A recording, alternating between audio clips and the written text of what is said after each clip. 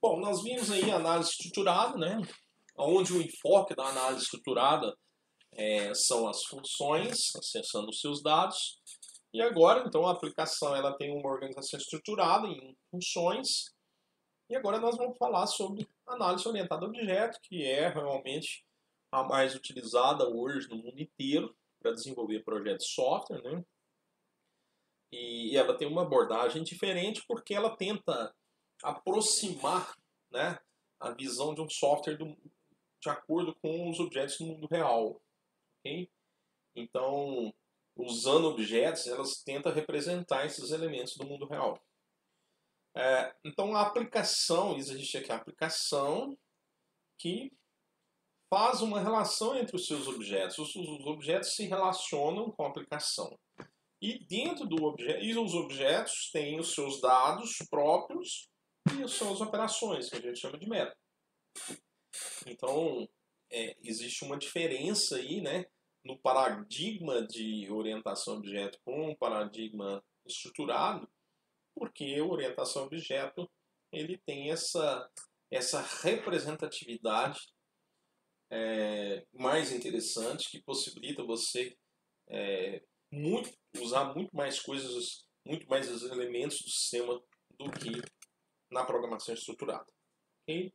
Então, aqui algumas características, né? A maioria das linguagens hoje utilizam orientação a objeto, a maioria das linguagens hoje está totalmente focada em orientação a objeto. Outras linguagens são PHP, por exemplo, você pode programar tanto para orientado a objeto como estruturado. Você pode escolher, né? E existem linguagens que é apenas orientado a objeto. Então tá aí, ó, cada elemento do mundo real representa um objeto, isso facilita a compreensão do processo, com a aplicação dos conceitos de OO, né? Vocês vão ouvir agora falar em OO muito. Os sistemas são mais próximos do mundo real, os objetos são agrupados de estados e comportamentos, e aí a linguagem universal que permite a gente modelar projetos de software com base orientada a objeto é o ML. Okay? O ML não é uma linguagem de programação, tá? É uma linguagem de modelagem visual. Ok? Então aí tá Unified Modeling Language, é a tradução dessa sigla, né? Ok? Tradução linguagem de modelagem unificada. Ela modela sistemas por meio do paradigma que nós vamos estar abordando agora. É com certeza um padrão internacional, tá? E é isso aí. Então vamos lá. Aqui nós vamos falar um pouquinho só de um ML, porque volto a dizer, nós estamos entrando ainda numa parte bem introdutória de modelagem. Nós vamos fragmentar as coisas que são mais utilizadas no mundo e eu vou criar uma aula específica para esse tipo de assunto. O ML é um assunto que nós vamos abordar com maior propriedade, porque traz os 13 diagramas, e dentro dos 13 eu classifico 5 aí que são os mais utilizados no mundo. Tá? Beleza? O ML não é uma linguagem de programação, é uma linguagem de modelagem. Ok? Auxilia na definição das características, independe de processo. Embora o ML foi criado pelos criadores também do processo unificado. Ok? Então vamos lá. Esses são os diagramas, né? Eu falei 5, mas provavelmente a gente não vai conseguir chegar nos 5 até o final do semestre, né?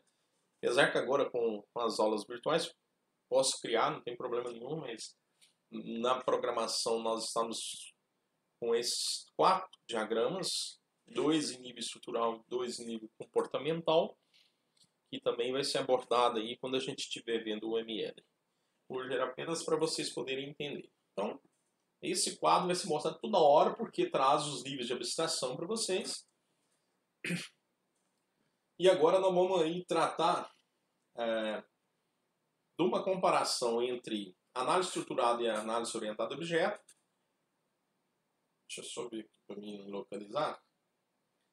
Então, deixa eu só, antes de entrar aqui nessa parte de comparativo, então eu falei bastante aqui naqueles exemplos de diagramas que nós vamos desenvolver com base nessa análise de negócio, né, como sendo um analista de negócio, e aqui, nesses diagramas,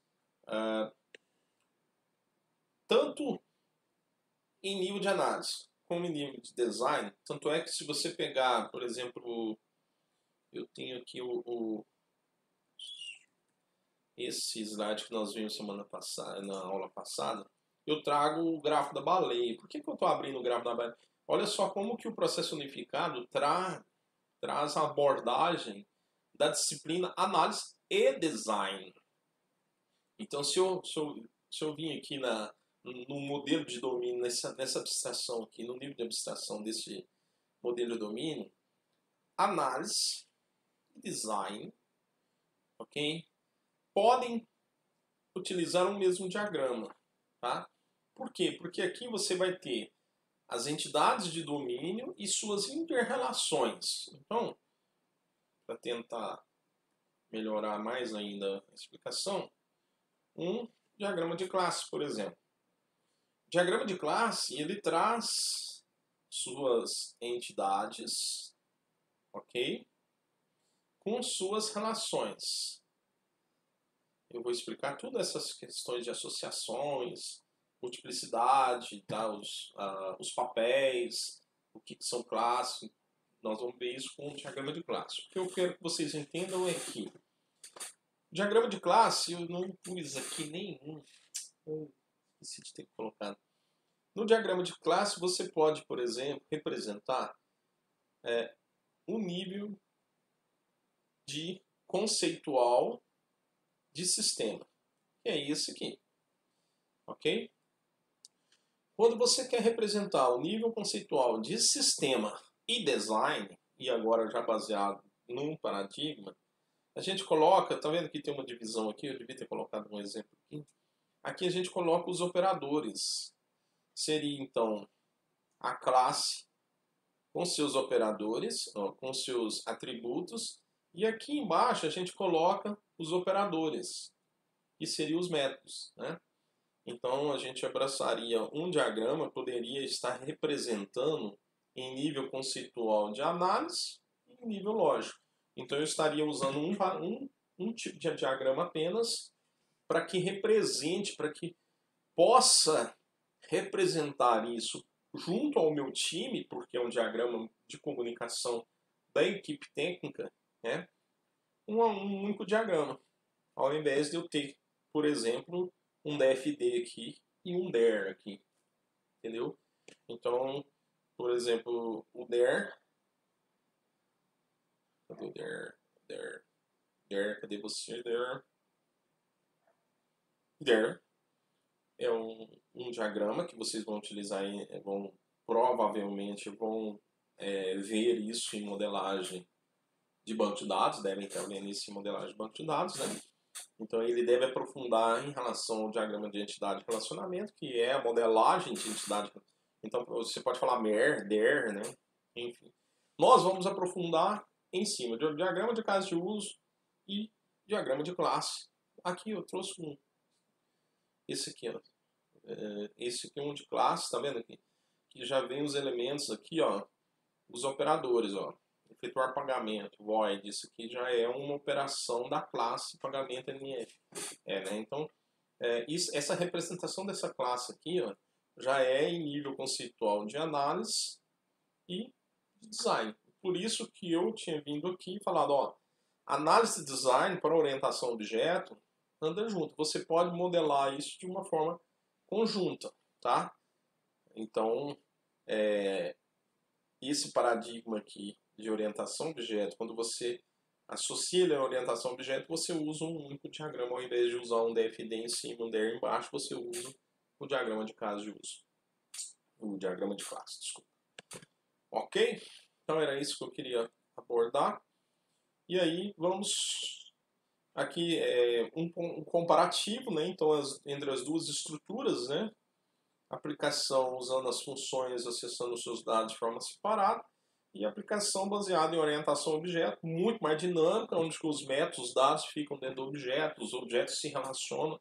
E aí você tem uma visão como essa, por exemplo, onde que você pode usar o reuso, é muito mais fácil. Catálogo, você criou um objeto, uma classe chamada catálogo, e você pode, a partir dessa classe, criar vários objetos. Você pode usar alguns pilares que a programação orientada a objeto traz, poliformismo, encapsulamento, né? Vocês devem ver isso também na disciplina de programação orientada a objeto.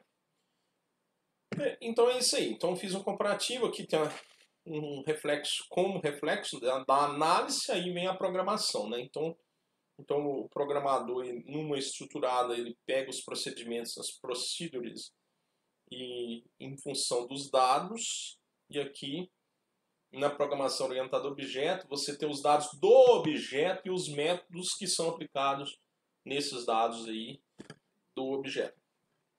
Eu trouxe aqui um pedaço do código aqui para definir, né, uma estrutura de código com base em orientação a objeto, onde que você tem aqui, por exemplo, eu crio a classe, ok? Eu criei uma classe aqui, tá vendo? Eu publiquei ela aqui. E aqui já é uma estruturada. Onde que eu estou usando aqui essa linguagem aqui é Clipper. Okay? É isso aí. Apenas para a gente poder encerrar essa parte, né, de entendimento dos paradigmas orientados a objeto, paradigmas estruturados.